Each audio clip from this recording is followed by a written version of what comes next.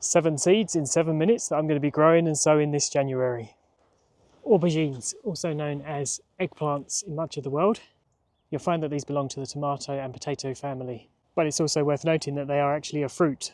The average aubergine plant will grow between 5 and 6 metres in length and can produce over 100 aubergines from one plant.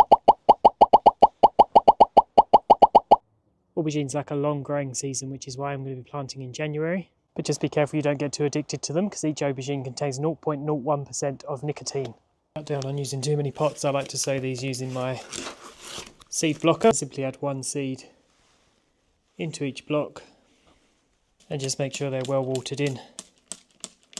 And they also like the hot weather, germinating at between 20 and 25 degrees. So these will be going under grow lights on a warm mat until they germinate.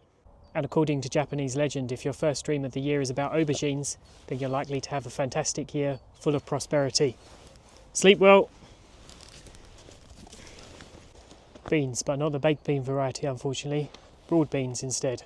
Broad beans are so old that even the Roman Senate used to use them to cast votes. Some of history's oldest and greatest decisions were made on the basis of a broad bean. I hope you get a chance to grow all of these seeds in January, but if there's one you're definitely going to grow, then let it be the broad bean. These are probably the easiest thing you can possibly grow. Because of the size of the broad bean and the tough outer shell, I like to give these a little while to soak before I plant them, normally around 3 to 4 hours. Broad beans like to set down long deep roots, so I'm using one of these longer seed starting cells. Just add in the bean into each cell. Water it regularly and soon it'll be ready for transplanting into the ground.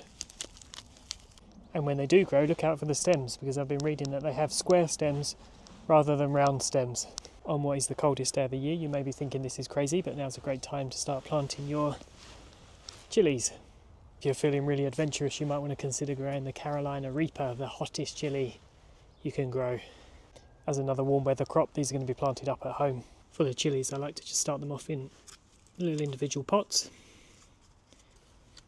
And this is just a mixed variety of chilies, so it'll be good to see what I end up with.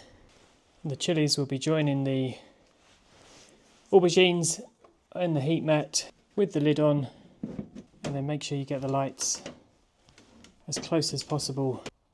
And then it's just a waiting game until they germinate. And if you're ever thinking about getting a pet elephant and you don't want to have great big fences all around, then you can plant chili borders, because the elephants hate chilies. Oh no, disaster has struck. Gonna have to pause the video there. Oh, I can't believe this has happened. There is a leak in the water butt. Leeks are another super old vegetable. They're known to be part of the ancient Egyptians' diet, and they're one of the few vegetables to be mentioned in the Bible. And the nice thing about leeks is that they're almost completely cold resistant, love growing in cold climates. I'm going to be sowing this leek lawn variety, which can be sown anytime from January through to April.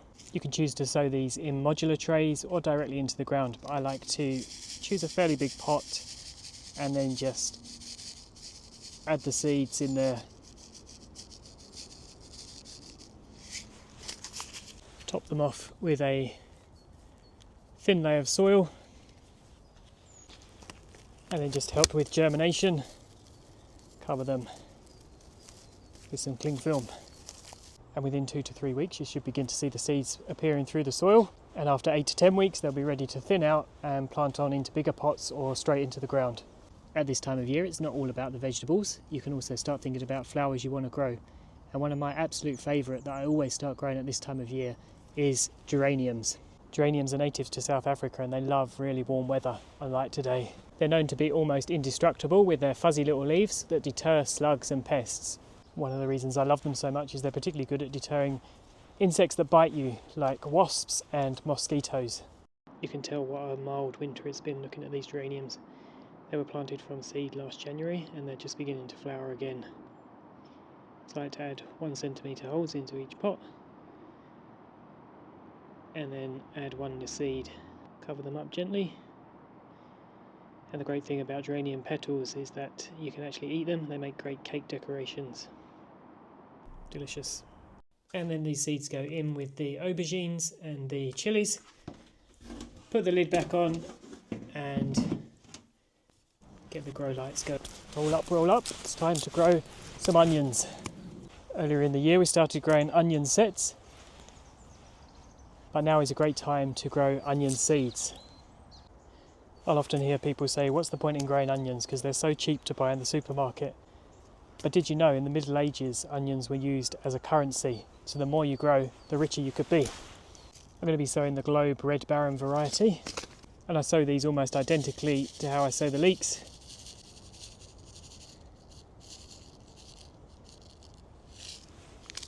Top them with a thin layer of soil and leave them to germinate. And if you find a favourite variety of onion in the supermarket, then why not chop off the bottom, add it to some soil, or you can put it straight over a glass of water, and within a few weeks you'll begin to see it grow. And you never know, eventually it might seed.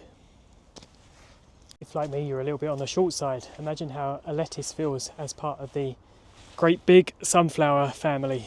So the final seed I'm going to be sowing is the humble lettuce. And don't just dismiss the lettuce because it's full of a lot of goodness. It's got vitamin A, K, potassium, and full of fibre. And if you look out for the dark green leaves, they're even better for you. There are over 100 different varieties of lettuce you can grow. So just be careful to choose the variety that's best suited to your climate. For me, I'm going to be growing the Arctic King, which grows really well through the winter. And again, just adding a thin layer of seeds and topping them off with a little bit of soil. And if you're hosting a dinner party this year, then don't forget the ancient Greeks used to give their guests lettuce because they believed that it would help them fall asleep. But the Romans started feeding their guests lettuce at the start of the meal so they didn't have to give all the best food away. And that's it, everything I'm sowing and growing this January. Thank you so much for watching this far. And if you've enjoyed the episode, don't forget to like, subscribe, and I'll see you again next week.